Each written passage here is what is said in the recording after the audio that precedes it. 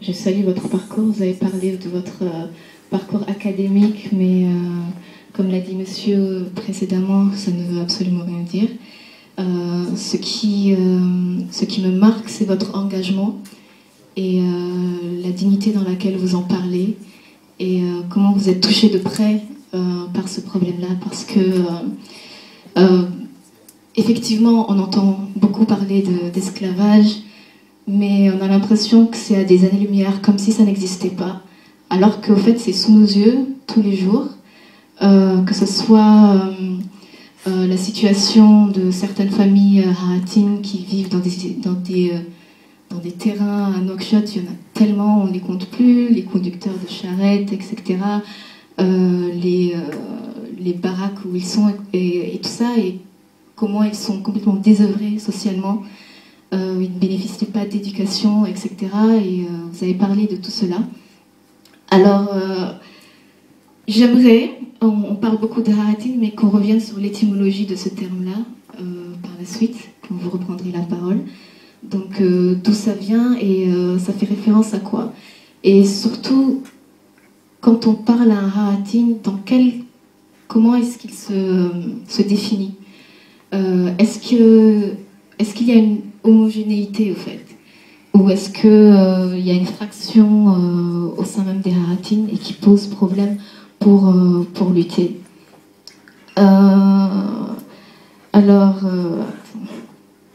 Ok. Oui, vous avez parlé aussi de l'islam, de la religion et de la législation islamique et de la responsabilité des chefs religieux, tribaux et féodaux. Comment les confronter, et étant donné que ce sont également des leaders d'opinion, comment est-ce qu'ils peuvent intervenir auprès des gens qu'ils peuvent influencer dans la faveur de cette lutte-là. Également, les textes qui sont utilisés, effectivement, il faut les confronter par rapport à la législation actuelle. Et comment le faire en fait de manière pédagogique pour que, étant donné que c'est un sujet sensible à prendre avec des pincettes, on ne peut pas dire voilà, on va abolir l'esclavage alors que la charia dit autre chose, etc.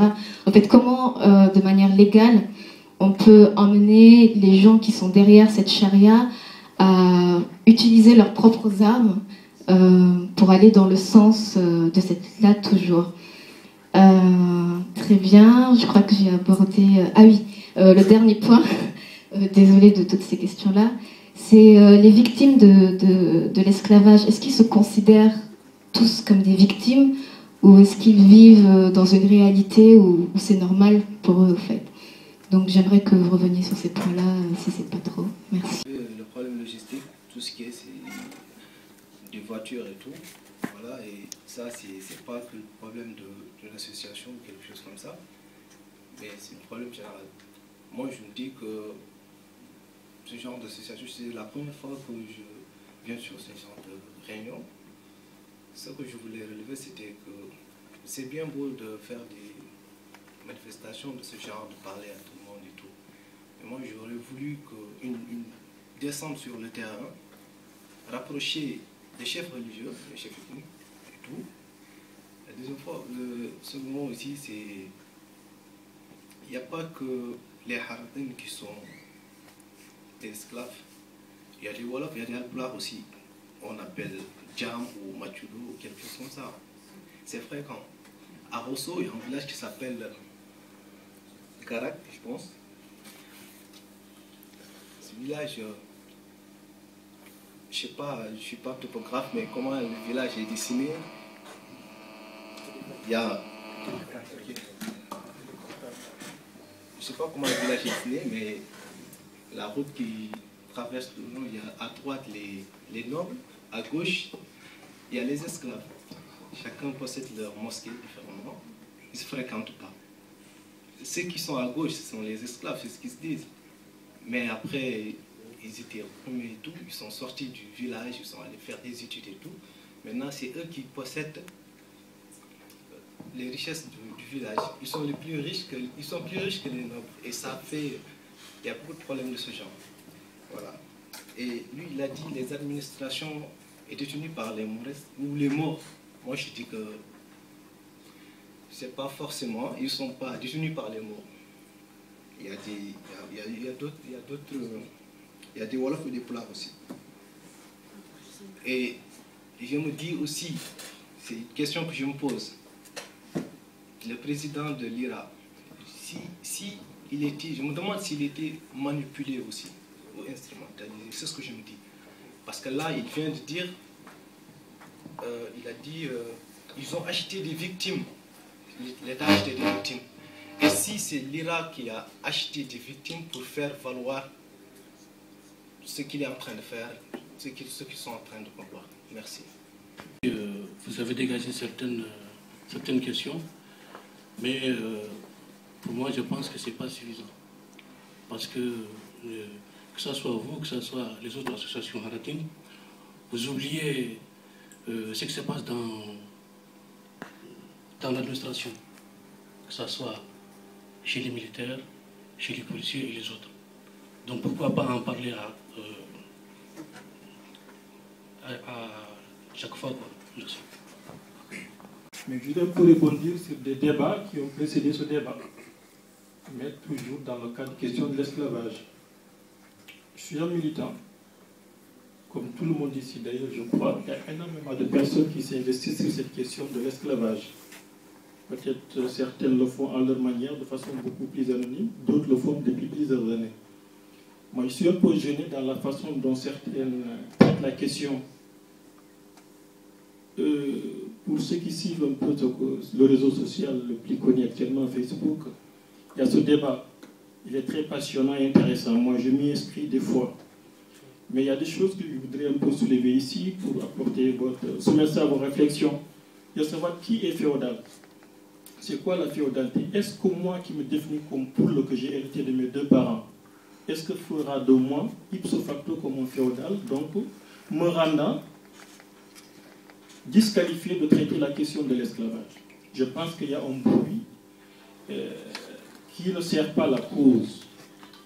Nous devons mettre ce que nous appelons le problème d'ego, ou certains qui se considèrent comme des intellectuels, qui ne prennent pas la précaution même d'avancer des choses sans aucune preuve. Je pense que c'est très dommage. Que la question de l'esclavage, c'est une question éminemment importante, qui est en tout cas inscrite, qui a un chapitre très important dans le combat que mène la formation politique à laquelle je m'appartiens, ça veut dire les forces de libération africaines de Mauritanie, les Flammes. Moi, j'ai l'impression, il y a certains écrits, j'ai oublié même le titre du texte, qui disait que si les Flammes étaient les féodaux, parce qu'il n'y a que les Halpulaars ou les Taureaux, les Fulbe qui le dirigent. J'aimerais quand on indexe des choses pareilles, qu'on dit qu'on tel prétendant de Machudo ou de caste inférieur, dans un congrès, l'instance suprême des Flammes, ou dans une assemblée générale d'une section des Flammes, il lui a été refusé d'être candidat, ou on n'a pas obtenu, il n'a même pas pu déposer sa candidature, puisqu'il est Machudo ou il est Haraking ou quoi que ce soit. Ça serait beaucoup plus intéressant et utile, intellectuellement tenant, si on donne des exemples concrets. Mais c'est vrai, quand on parle, que ce soit les Flammes dans beaucoup de formations politiques, on va y retrouver ce que nous appelons les rimes, parce que c'est eux qui ont peut-être une conscience plus ou moins constituée et organisée, structurée pour dire non, parce qu'au moins ils se sentent quelque part libres pour pouvoir revendiquer certains droits. Donc, moi j'aimerais bien qu'on revienne sur cette question pour ne pas créer de l'amalgame. Si je m'inspire de ces textes ou de ces théories, de ces doctrines qui sont en train de se développer, désormais, quiconque de Halpulaar, dit Poule ou Dimo de façon très générale n'a pas le droit de traiter la question de l'esclavage. Ce qui est archi faux. Il y a énormément de hommes dignes qui sont dans cette descendance. Moi, je ne suis absolument rien, je ne me sens pas responsable de ce que je suis, ce sont mes parents qui en sont responsables. Je peux être descendant d'une famille féodale sans pour autant l'être. On doit juger la personne sur son pragmatisme, sur le terrain de l'expérience. Est-ce que dans ses rapports avec ses semblables du terrain, que ce soit à l'université, au collège, à l'école primaire ou dans les mouvements politiques ou dans les manifestations, on voit en lui un comportement suspect qui fait qu'il est esclavagiste. Moi, je suis fier de ce que je suis, mais je n'ai jamais été esclavagiste. J'ai des amis, j'ai des cousins Harakin, j'ai des cousins Diolfouri, j'ai des cousins Soninké. Mais il y a quelques générations par derrière, on n'en retrouve pas. Donc j'aimerais bien que cette question aussi, excusez-moi, parce que pour moi, ça fait partie aussi du traitement des questions de l'esclavage. Juste pour terminer, il y a certains qui disent que tout le monde est disqualifié, il n'y a que telle personne qui est qualifiée à le défendre. Vous n'avez pas à parler, nous laissez la question à Biram. À tout honneur, rendant Seigneur, Biram, c'est un homme extrêmement courageux, qui a apporté, je l'ai dit il y a quelques semaines à Massi, une touche extrêmement importante dans le combat que nous menons tous ensemble.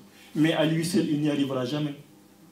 Il y a 20 ans, des gens qui étaient là, tout le monde les applaudissait. Mais ceci ne mènera... Le combat, il est extrêmement difficile et complexe. Une seule personne ne peut pas le mener. Une seule personne ne peut pas le mener jusqu'au bout. Tout le monde doit s'inscrire à cette logique-là. Il faut le soutenir. Mais ne disons pas, puisque maintenant c'est Biram, on applaudit tout le monde, fermez vos gueules, vous n'avez rien fait. Le combat aussi ne date pas d'aujourd'hui. C'est simplement ce que je voulais dire. J'aimerais bien que mon ami Ranou, à qui j'apprécie beaucoup, j'ai énormément de divergences avec lui, il le sait pertinemment, mais je salue le militant. Je salue le militant publiquement, mais il y a certaines démarches, je ne suis pas d'accord avec lui, Don aussi n'est pas d'accord avec moi. Mais le militant, je le salue. Mais pour autant, je lui pose aussi certaines questions pour qu'il nous apporte, parce qu'il est inscrit aussi dans ce débat par rapport à la question de féodalité. Et je vous remercie. J'aimerais juste intervenir au niveau des propositions que vous avez faites. Vous avez parlé de faire des quotas pour les Haratis. Mais pour moi, vu le système qui s'exerce en Mauritanie, il n'y a que les Maures qui sont dans l'administration. Et si vous voulez qu'il y ait un quota pour les Haratis, vous ne trouvez pas ça comme être une exclusion pour les autres communautés. Merci. Base affranchie, liberté. Sauf que la liberté, elle est entre guillemets. Aujourd'hui, on ne peut pas faire différence entre un harati et un abd. Abd, c'est l'esclave. Mais le harati, ça veut dire que c'est l'esclave affranchi. Voilà. Et le mot haratin peut être défini péjorativement comme descendant d'esclaves. Et ça a été voulu comme ça, dès le début.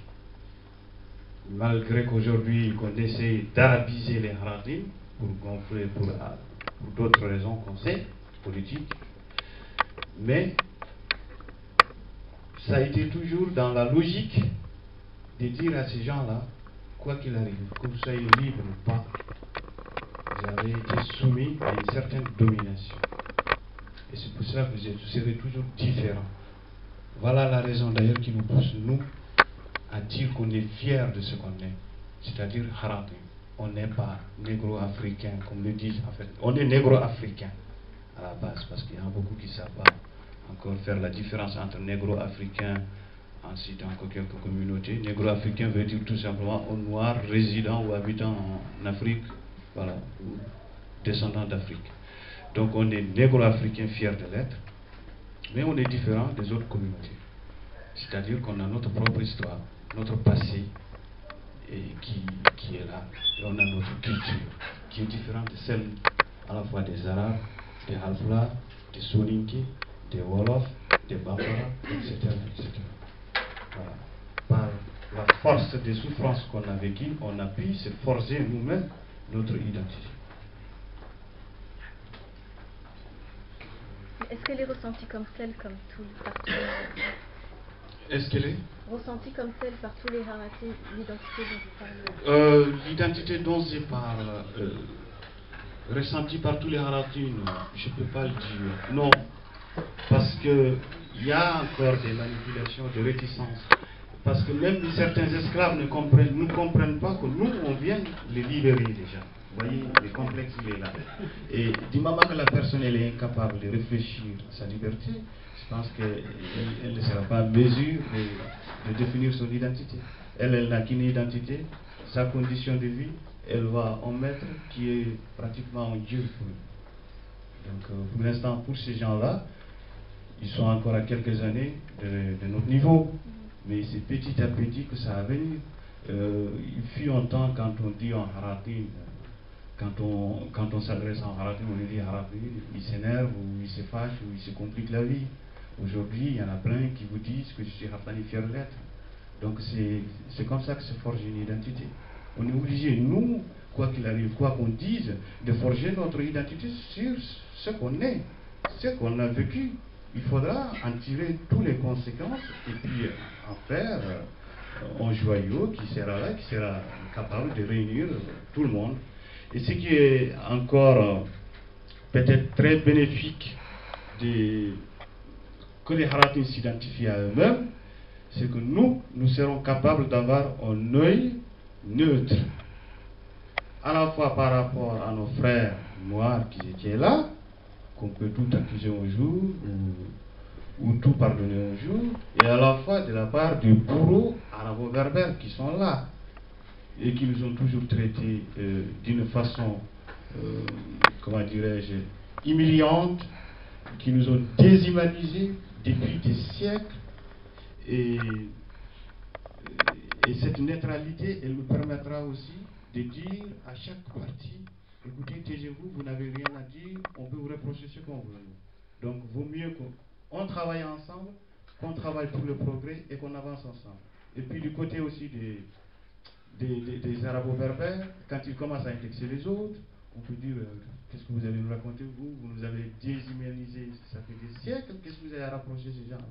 Donc, vaut mieux de laisser tout ça, de se mettre autour de la table, ou de se mettre à travailler tous ensemble, sans aucune distinction, pardon, les mots à venir. Et puis, travaillons le pays, travaillons pour que chaque humain ait sa valeur, ait sa... On a décidé qu'est-ce qu'il faut faire. Les liens sont très très normaux, il n'y a aucun souci. Sauf que s'il y a autant d'ONG, c'est que nous ne sommes pas sur la même longueur d'onde de voir des choses, comment procéder. Il y a des procédures à faire, comme par exemple sur l'arabité des Haratin. C'est pas tout le monde qui est d'accord avec nous sur la non-arabité des Haratin. Voilà, il y a des petits détails qui font que chacun essaye de faire ça de son côté comme il peut, mais l'objectif reste le même. Attention, la vision est la même. Alors, vous avez dit soit justice ou soit réconciliation, c'est ça? Moi, je pense que d'abord la justice et ensuite la réconciliation. Les deux sont liés. Quand on juge une personne, en fait, c'est pas une personne qu'on va juger en Mauritanie, c'est un État. Quand on juge un État, un système, le système il se repose sur l'État. Quand on juge un système, il faut absolument prendre les coupables, les condamner. Et c'est après viendra la réconciliation, le pardon des victimes ou des familles des victimes. Si elles le veulent, ceux qui veulent pardonner, ceux qui ne veulent pas pardonner, ça c'est une autre histoire. Les deux vont ensemble si on veut d'abord faire notre histoire, c'est-à-dire la part dramatique et la part que des choses carré par faire qu'il faut retenir. C'est pour cela que pour moi, d'abord on doit juger et ensuite, s'il y a possibilité de se réconcilier, on se réconcilie. Mais tant que la justice n'est pas passée, on ne peut pas parler de réconciliation ou autre chose. Il faut absolument que les coupables soient jugés. Voilà.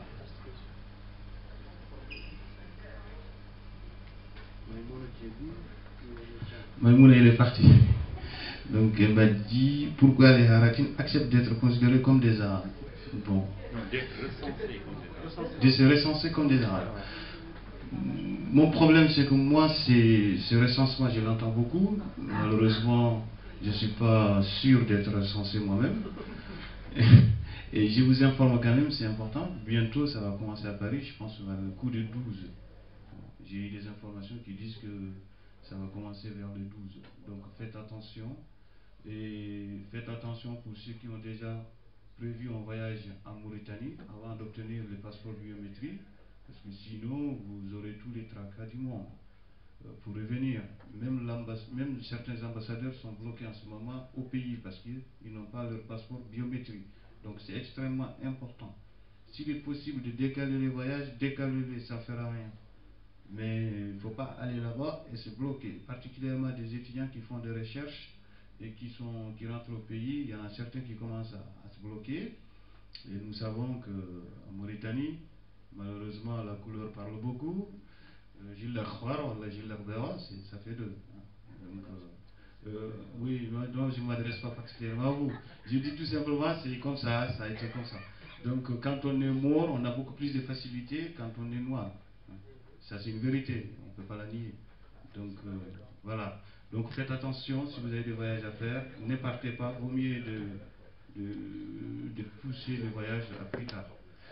Les Haratines, quand on est esclave, on est possédé, on est un objet, on est un bien. S'il vous plaît. On est un meuble. On ne peut pas décider ce qu'on est ou ce qu'on n'est pas. Moi, je ne sais pas, j'ai ce gobelet, il m'appartient, je me sers, quand je finis, je le jette. Donc, on n'a pas à décider quoi que ce soit, on n'a aucune décision, on n'est même pas considéré comme des hommes. Donc, les Haratines, je n'ai pas vu les questionnaires, je ne sais pas s'il y a modalité, qui est quoi, qui fait quoi, en fait. Qui est de tel qu'on... Il n'y en a pas? Bon, bref. Voilà. S'il vous plaît, attendez-vous dans la parole pour intervenir la parole.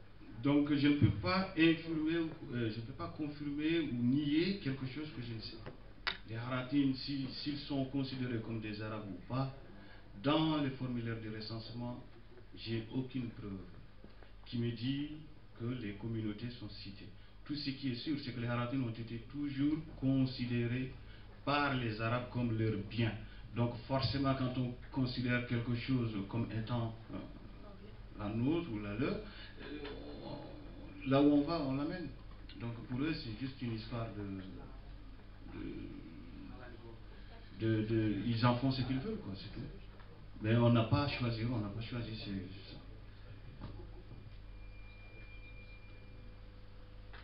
Alors donc je vois que mon ami Ibrahim Diallo et vous avez insisté beaucoup sur deux fois que je dois la fermer. Désolé.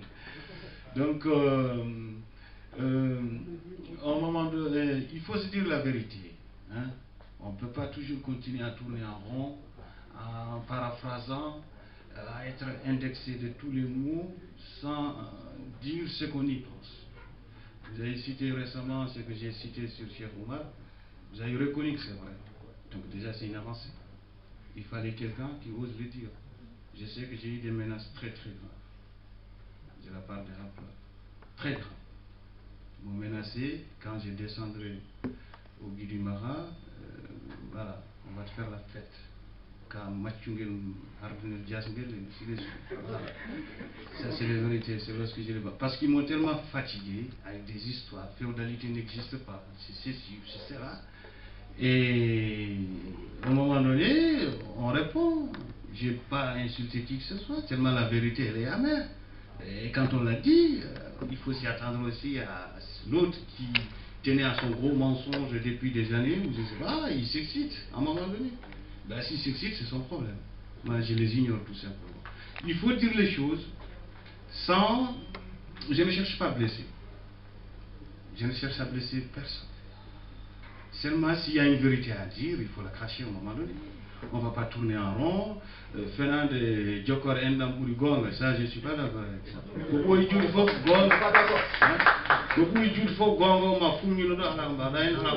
Donc c'est comme ça. Il faut dire la vérité. Dès le début, comme ça, demain ou après-demain, on n'aura pas à s'arrougir devant qui que ce soit.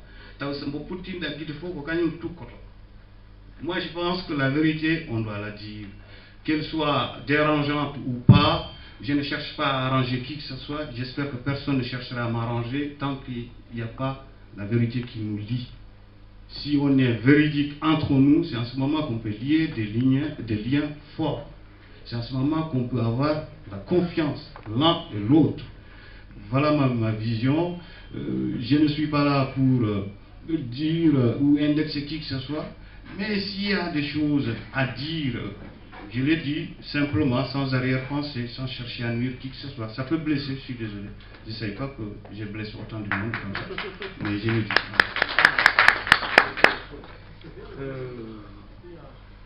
Moi, par contre, je suis contre les menaces. Je ne peux pas te permettre de prendre la parole, s'il te plaît. Les menaces, ça ne sert à rien du tout. Tchadira, je ne peux pas te permettre de prendre la parole. S'il te plaît. Il dit sa vérité, mais les menaces qui sont en son s'il y a un compte personnel, on attend dehors la fin de la conférence, s'il vous plaît. On t'a donné une numéro. Ok, merci Diagra, j'ai compris. Donc, mon frère Babel disait que la théorie n'est pas tirée de mon livre, c'est ça le problème. Il y a plusieurs livres. Il y a le Coran, il y a la Sunna, et après, il y a la Charia. La Charia, c'est là où on a différents charias. Je crois qu'on a trois types de Charia. Moi, je ne les connais pas tous. Je sais que les Malikites, la Charia malikite principalement, c'est elle qui a enseigné en Bretagne. Voilà, c'est des écoles. Donc, c'est là où le problème se complique. Ces religieux aujourd'hui qui ont appris à l'école depuis tout jeune que la femme, je le cite, excusez-moi 2 secondes, que la femme esclave doit entretenir son maître par sa chair, qu'elle ne doit pas ouvrir son corps au regard de son maître, couvrir son corps au regard de son maître. L'enfer promis à l'esclave qui n'obéit pas au maître. Un maître peut vendre ou marier son esclave quand il veut, à tout moment. Le maître peut terminer le mariage de son esclave chaque fois qu'il le veut.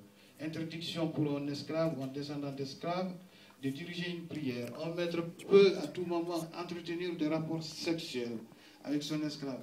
Aujourd'hui, dire que ces propos sont faux, le problème c'est que ça revient à dire à ce monsieur-là que ta religion elle est fausse pour lui. Et tout d'un coup, il s'excite, il se met tout de suite à prendre tout ce qu'il peut et à vous les balancer sur la tête. Pour les côtés religieux, il y a un travail extraordinaire qui est en train de se faire. Il y a des imams, en ce moment, haratim, qui se composent, qui sont en train de dire, écoutez, on ne peut pas continuer à enseigner ces horreurs. Moi, je suis haratim, je suis prêt à vous bûcher le Coran, à faire ce que vous voulez, mais ces choses-là, je ne les appliquerai pas. C'est aussi simple que ça. Sauf que maintenant, il y a l'État mauritanien, c'est un État islamique, et le problème qui se pose, c'est qu'il y a même de hautes autorités qui ont appris ces livres. Et eux, pour eux, il faut pratiquer ça. Et voilà tous les complexes pour combattre cette question. Religieusement, c'est pour cela que Piram, en grosso modo, Piram a touché le nœud du problème. Hein? Lorsqu'il a incinéré les livres, je crois qu'on n'était pas nombreux. Je peux citer Batijan qui est là, je peux citer Nafikan et d'autres, et les MAP, Suleiman, qui ont fait un communiqué extraordinaire, qui ont compris très vite l'intérêt qu'il fallait faire ces livres. Moi, je vais vous dire quand même une chose. Lorsque Piram a incinéré les livres, j'ai pris mon téléphone. J'étais le premier à le savoir qu'il l'a fait. J'ai pris mon téléphone, je lui ai dit, Piram, tu sais quoi? Tu auras la chance si on ne te tente pas. Si on te met en prison, dis-toi, sens-toi heureux. Wallah. Il m'a dit, mais qu'est-ce que tu racontes? J'ai dit, mais ce que tu viens de faire, il ne fallait pas le faire. Voilà. Tu l'as fait, maintenant on va assumer, mais il ne fallait pas le faire. Je n'ai même pas raccroché. Les quartiers étaient déjà quadrillés par les gendarmes. Et ça, il peut en témoigner. Je lui dis, si tu iras en prison, on t'a sauvé ta vie. Voilà, et la question de l'esclavage, l'aborder religieusement, c'est extrêmement compliqué. Mais quand même, ça commence à avancer. On voit même durant la caravane en ce moment, en fait, qui vient de finir, on a vu quand même des religieux, des érudits arabes, morts, qui étaient à ses côtés, à chaque fois qu'ils commençaient à prêcher quand même qu'il faut abandonner ces livres. Ça n'a rien à voir avec le vrai Coran, ça n'a rien à voir avec la vraie charia, et que c'est des mensonges. Il faut... Même les auteurs du livre l'ont dit, ils ont dit que ces propos sont contestables. Donc ça veut dire qu'on ne comprend pas pourquoi les autorités mauritaniennes refusent qu'on conteste des propos dont l'auteur lui-même a dit qu'on peut le contester. Voilà. Juste une précision pour que les gens comprennent. En droit musulman, pour la charia, tu as 3 sources. Tu as le Coran, tu as les hadiths et tu as le fiqh, c'est-à-dire la doctrine. Donc ces livres font partie des doctrines. C'est des doctrines des Mauritaniens. Alors, désormais, je passe à la liste. Donc, Oumar. mon aîné Oumar, il a parlé franc. Il parle des rapports de force, de confrontation.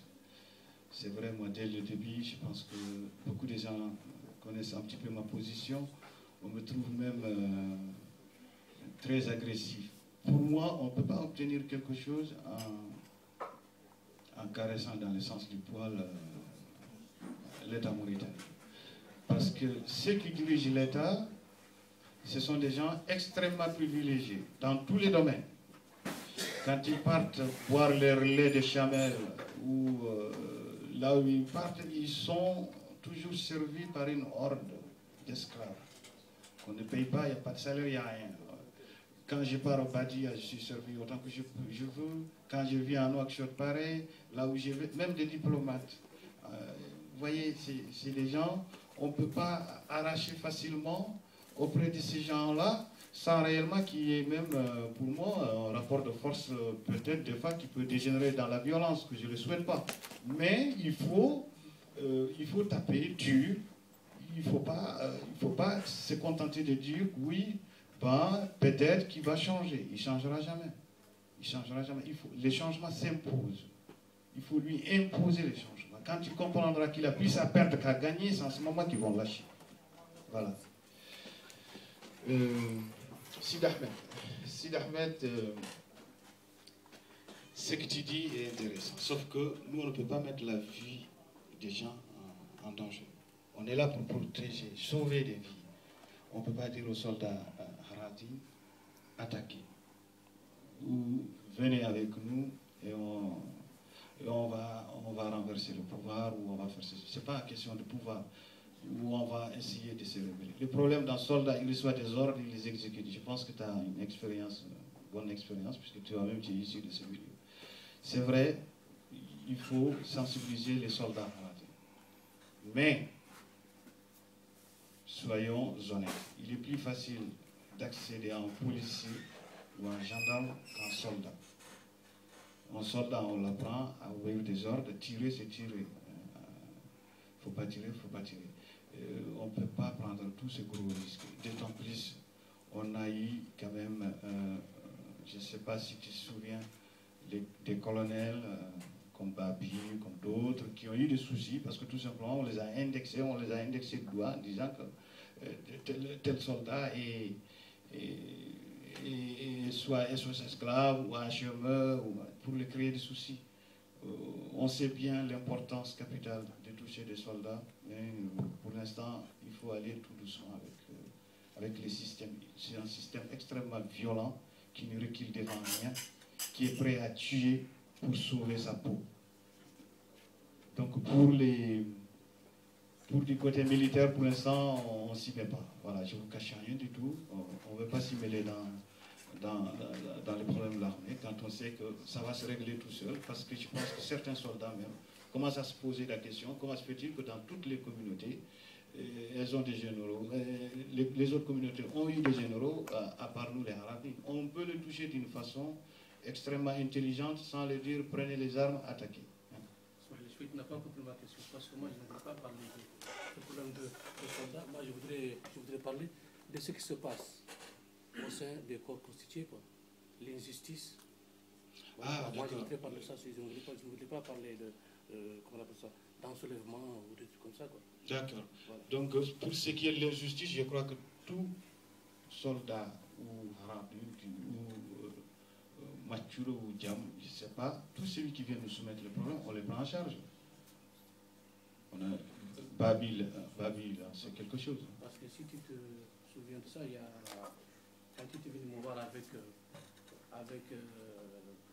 Bilan, je vous avais donné le mail que j'ai reçu, comme quoi il y a un agent de police qui a insulté un officier de la police qui l'a traité de abd.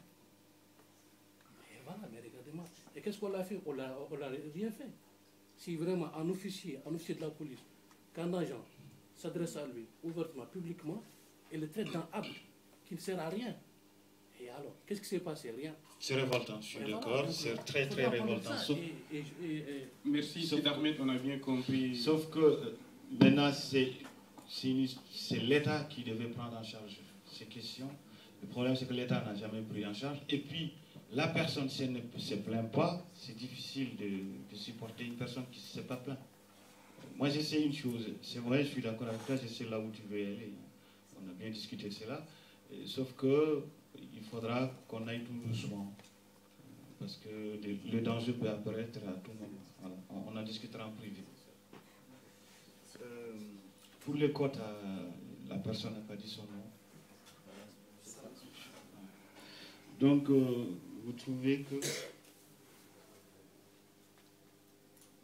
disais que si vous nous opposez... Pour le système de quotas. Pour les haratis, alors que la majeure partie de l'État... Oui, pour les quotas, il faut savoir qu'on demande des quotas, c'est pour rattraper un petit peu le retard de cette communauté-là qui a été exclue depuis avant la création de la Mauritanie. Il faut se rappeler quand même d'une chose. Moi, je suis négro-africain, harati, tout ce que vous voulez. Mais les premiers cadres mauritaniens, ce n'est pas des Arabes, ce n'est pas des Noirs, c'est des Noirs. On est d'accord? Quand on parle des quotas, on ne peut pas dire qu'on parle de quotas, on prend Diko comme je ne sais pas quoi, et il n'a pas les compétences, ça ne tient pas debout. Quand on parle de quotas, c'est qu'il faudra encourager l'école, il faudra enseigner. Et le peu de cadres haratim qui existent, il faudra peut-être essayer de les placer quelque part pour que ces gens-là puissent aider d'autres. Les quotas, ça ne veut pas dire... on prend 10% de la population, c'est obligé que ça soit toujours ça. C'est juste un coup de pouce. Comme l'ont fait les Américains, comme l'ont fait les Anglais, comme intégrer une certaine frange qui est exclue depuis des années. Positif, le mot discrimination, ça peut faire ça. Mais bon, c'est... les quotas, quoi qu'il arrive, qu'on donne des quotas ou pas, moi je pense que quand on ouvre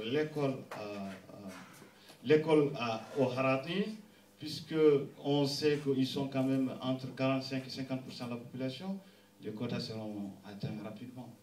Oui, mais les Haratis sont mieux lotis que les populations noires. Ah bon? Vous pensez? Les populations noires, Oui, les populations noires vivent. Au niveau de l'administration, ils sont quand même mieux représentés. Quoi. Ah, je le le pense. Déjà, il faut trouver des compétences. C'est rare. Il faut faire le décompte. Des comptes, bon, je ne sais pas. Mais en tout cas, il faut trouver déjà les compétences haratiques. Elles sont tellement rares que ça m'étonnerait qu'ils soient mieux lotis. J'espère, hein. J'espère que les haratis sont mieux lotis, mais je n'y crois pas. Mais bon. En ce qui concerne les négro-africains, je crois que... S'il vous plaît, au fond là. Oui, parce que ça gêne là. Vous gênez les gens, s'il vous plaît, là. Les gens qui passent derrière, ça gêne parce qu'on a un tweet. Merci. Donc, en ce qui concerne les négro-africains, moi j'ai toujours pensé que les combats contre le racisme et l'esclavage sont indissociables. Quoi qu'il arrive, on n'a rien sans rien. Je crois qu'on va arrêter à un moment donné de se victimiser. Il faudra prendre carrément son destin en main et affronter le système. Dire tout simplement que oui, on est discriminé tous les jours les chanter ou tous les jours les danser, ça ne changera rien. Je ne vous le cache pas. Qu'on soit Harati, Nalplar ou je ne sais pas quoi, c'est pareil. Moi je sais, quoi qu'il arrive, on n'a pas besoin de quota pour les Harati. Quoi qu'il arrive, je le propose parce que tout simplement, on est d'accord là-dessus qu'il faut un coup de pouce pour ces gens-là. Mais ces gens-là, quand il suffit de les ouvrir les écoles, quand on les ouvre les écoles, c'est bon, ils vont y arriver. Ils n'ont pas besoin d'un gouvernement ou de qui que ce soit. Et ils vont arracher leurs droits. C'est pour cela que les gouvernements, les différents chefs d'État ont tous compris ça. Ils ont tout fait pour que ces gens-là restent dans l'ignorance. Voilà. La logistique, personne n'a pas dit son nom aussi. Konaté. Donc vous parlez de descente sur le terrain. C'est vrai, c'est quelque chose que j'ai entendu souvent. Mais posez-vous la question aussi, est-ce que si on est tous sur le terrain, quand on nous arrête tous et qu'on nous coffre quelque part, il y aura quelqu'un qui va parler de nous. C'est bien. L'arrestation massive, c'est chose, hein. Ça a été déjà le cas depuis le début. Je crois qu'il faudra quand même qu'on arrête à tout le temps de dire que oui, parce que tu es en Europe, parce que tu manges bien le poulet, et voilà quoi, tu peux dire ce que tu veux. Non. Je crois que c'est extrêmement important que nous soyons éparpillés partout dans le monde et que nous ayons le seul but d'aider ceux qui sont sur le terrain. La diaspora mauritanienne, son rôle, c'est quoi? C'est ambassadeur de ceux qui sont à l'intérieur, à l'extérieur. Et je crois que ce n'est pas pour rien. Si tout le monde devait rester uniquement à l'intérieur, aujourd'hui, le combat ne sera pas ce qu'on peut dire. On peut toujours dire que ceux qui sont à l'intérieur sont beaucoup plus utiles que ceux qui sont à l'extérieur. Mais je vous assure que les deux ne peuvent pas se passer. L'un ne peut pas se passer dans l'autre. Si on fait correctement ce qu'on a à faire. Il ne suffit pas d'être en Mauritanie pour commencer à se battre. On peut se battre même sur son lit, juste en ayant une idée, une pensée pour ceux qui sont là-bas, qui souffrent. On a des camps en Afrique, le Bénin, on a le Sri Lanka. Voilà. Mais ça, c'est une façon de diviser, il faut faire attention à ça. C'est une façon de diviser les gens pour les affaiblir. Donc les combats, ils doivent se passer partout. Il ne faut pas prendre la question comme si on ne vous a pas compris, on vous a bien compris, mais seulement qu'il est bien que vous, Konaté, vous êtes là. Ce n'est pas parce que vous êtes là, que vous n'êtes pas sur le terrain, que vous baissez les bras, vous n'en parlez plus, vous ne faites plus aucun effort. Vous êtes très utile, Konaté. Il suffit d'adhérer dans des associations, des structures, et puis d'aider ceux qui sont là-bas. Rien qu'en prenant votre banderole, vous arrêtez devant TF1, non à l'esclavage, hein? C'est une forme d'aide. Vous comprenez un petit peu là où je veux aller? C'est pas vous critiquer, je suis désolé, mais c'est que on est utile partout là où on est. C'est ce que je veux vous expliquer en grosso modo. Moi, ce que je disais, c'était par rapport au manque de logistique. Vous avez soulevé ce manque de logistique, manque de financement et tout. Vous avez dit que vous avez même des problèmes avec vos voitures de se déplacer. Ce que je disais, c'était voilà, de descendre sur le terrain, pas directement vous, mais ceux qui sont là-bas. Par exemple, au lieu d'aller directement au fin fond de la Mauritanie, par exemple, je me dis que ce qui se passe en Mauritanie ou dans les qui est 100% musulmans, toutes les décisions se prennent souvent à la mosquée ou chez les chefs religieux.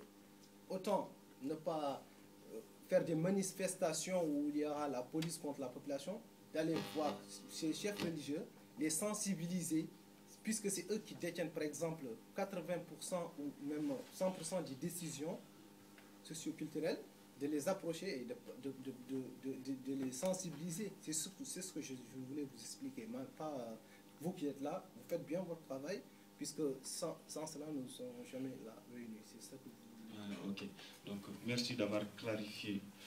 Toujours revient encore cette question, en fait, c'est le problème des religieux. C'est très difficile de changer une doctrine, comme a dit moi. C'est très très compliqué. Ça semble pour certains très facile, très simple. Il suffit de venir balancer quelques mots. Mais non. Monsieur a appris que c'est ça, c'est la loi de Dieu. On ne peut pas le changer. Donc pour le changer, il faut d'autres religieux beaucoup plus éclairés que nous, que lui, que tout le monde, qui vont lui forcer à changer. En ce moment, on voit bien que c'est pas... le problème est abordé religieusement par... que ceux qui sont contre l'esclavage sont carrément des gens à exécuter, des gens qui ont relié la foi, des gens de l'apostasie. Hein? Pourquoi Biram a été mis en prison? Posez-vous juste la question. Parce qu'il a brûlé ses livres religieux. Enfin, supposé être religieux. Alors que ces livres n'ont rien à voir avec la religion. C'est difficile d'approcher un imam, de lui faire comprendre quelque chose que lui, il a appris. Et qu'on lui dit que c'est la parole de Dieu. C'est pratiquement extrêmement compliqué. Excusez-moi, je crois qu'il a parlé un peu de la féodalité aussi. Ouais, c'est l'histoire des... Non, c'est pas ça, c'est le monsieur en question. sur les villages. Ouais, je parle du village. Je vais même parler aussi de l'IRA aussi et de Bira. Voilà, c'est ce que... Bon, juste rappeler quand même que notre demi-journée est bien cadrée. Donc, on a un conférencier. Vaut mieux s'adresser au conférencier par rapport à ce qu'il a eu à témoigner comme parcours et forme de préconisation. Donc je vais essayer d'aller vite parce que le temps est contre nous. Et je reviens à Soumamed qui épouse mon collègue Soumamed, même si on n'est pas d'accord sur certaines choses, mais bon, ça ne change pas grand-chose. Donc, qu'est-ce qu'on appelle féodal? Qui est le féodal? Le féodal, pour moi, c'est cet homme ou cette femme qui se croit au-dessus des autres, c'est-à-dire de celui qu'il considère comme étant inférieur. En féodal, c'est celui qui croit hériter une noblesse par rapport à ceux qu'il montre de doigt comme étant ses esclaves. La féodalité, on la sait, on la vit, on la sent, que ce soit dans le Fouta, que ce soit dans les Guidimara, que ce soit partout ailleurs. Je vais quand même aller un peu plus loin, parce que je vais vous dire que la féodalité a été même entretenue par les différents chefs d'État mauritaniens. Depuis la création de la Mauritanie, on sait très bien, il n'y a que des gens supposés être nobles qui représentaient les autres communautés, la communauté noire, c'est-à-dire les Halplar, les Soninké, les Wolofs, je ne sais pas trop, mais il n'y a que ces personnes qu'on considérait comme étant nobles, qu'on recrutait, qu'on mettait dans le gouvernement, qu'on nommait comme ministre, etc.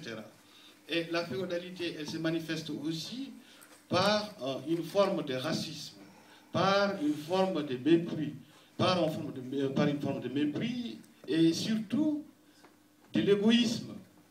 Parce que quand on regarde une personne qui se considère comme féodale, non seulement elle sait que ses postes, la personne n'est pas compétente, mais elle essaie aussi d'empêcher celui qui est compétent, parce que tout simplement en disant que cette personne-là ne doit pas le diriger. Voilà le problème qui se pose. Le féodal est un système extrêmement enraciné dans nos communautés. Quand on regarde dans tous nos villages, aujourd'hui, celui qui est descendant d'esclaves ne peut pas diriger une mosquée, c'est quand même grave. Même au niveau de la religion. Au niveau de la religion, on est en train de discriminer au nom de la religion, alors que ça n'a rien à voir avec la religion. L'islam nous dit quoi? Dès qu'on dit La ilaha illallah Muhammad Rasulullah, on est devenu musulman, on est tous égaux. On ne doit pas se regarder comme étant différents. Alors que dans nos villages, aujourd'hui, moi, Diko, je peux bûcher le Coran 1 million de fois, je ne serai jamais un imam. C'est ça qu'on appelle l'esprit féodal. Moi, Diko, aujourd'hui, je suis descendant de Mathieu, je ne serai jamais le chef du village. C'est ça l'esprit féodal. L'esprit féodal, c'est extrêmement compliqué à expliquer, mais en réalité, pour moi, j'ai l'habitude de les traiter comme des ingrats, des ignorants, en réalité. C'est des ignorants qui ignorent, parce que nous, notre situation actuellement par rapport à l'exclusion et le racisme d'État qu'on subit, la grosse majorité, la grosse responsabilité se repose sur les épaules de ces féodaux qui ont toujours coopéré, qui ont collaboré avec les mots pour tout simplement leur bien. Parce que tout simplement, quand ils parlent, ils sont écoutés. Depuis au temps de Taya, on a vu quand même Timera Boubou, qui est de chez moi, de Célibabi, qu'on a dit non, il ne sera pas ministre parce que tout simplement, il est comé, Mathieu. Comme Nyani, Antronokane. C'est-à-dire, en soninké, c'est un esclave, il ne peut pas être le représentant de notre société. Et c'est les Halplar, on sait qu'il y en a eu beaucoup de cas aussi. Beaucoup de Halplar qui dénoncent d'autres parce que tout simplement, ils le considèrent comme si c'est des inférieurs. Voilà pourquoi nous, on a dit que tout ce qui est injuste doit être combattu. Et c'est pour ça qu'on a dit, quand on dénonce, c'est le mot, l'esclavage, c'est le mot, c'est très bien. mais aussi il faudra penser entre nous-mêmes ce qui se passe entre nous-mêmes. Parce qu'entre nous, si le statut n'est pas déjà harmonieux, je pense qu'il serait très difficile qu'on marche sur les mêmes pas. Il y a des gens qui se croient légitimes uniquement à commander les autres. Et ça ne peut pas nous avancer. Pour ce qui est du flamme, moi je pense que vous êtes flammiste, vous avez un très grand rôle, vous connaissez aussi ma sympathie pour ce mouvement, et vous savez que je n'ai jamais critiqué ouvertement les flammes, mais certains militants flammistes, je dis bien certains militants flammistes, ont un comportement qui est loin d'être rassembleur. Ce n'est pas le mouvement. Le mouvement, il est excellent. Quand on va dans ses textes, dans sa composition, c'est excellent. Seulement que vous, en tant que flammiste, vous refusez de voir la réalité. C'est qu'il y a un militant qui a merdé quelque part ou qui a dit des choses qu'il ne fallait pas dire. Il fallait le remettre à sa petite place, pas le soutenir. Le problème, c'est que vous avez toujours tendance à soutenir des militants qui ont commis des conneries. Et c'est là où ça déborde. Et c'est là où les flammes est acquisée. Et c'est là où rien ne va plus. Voilà. C'est tout ce que je voulais te dire, cher ami.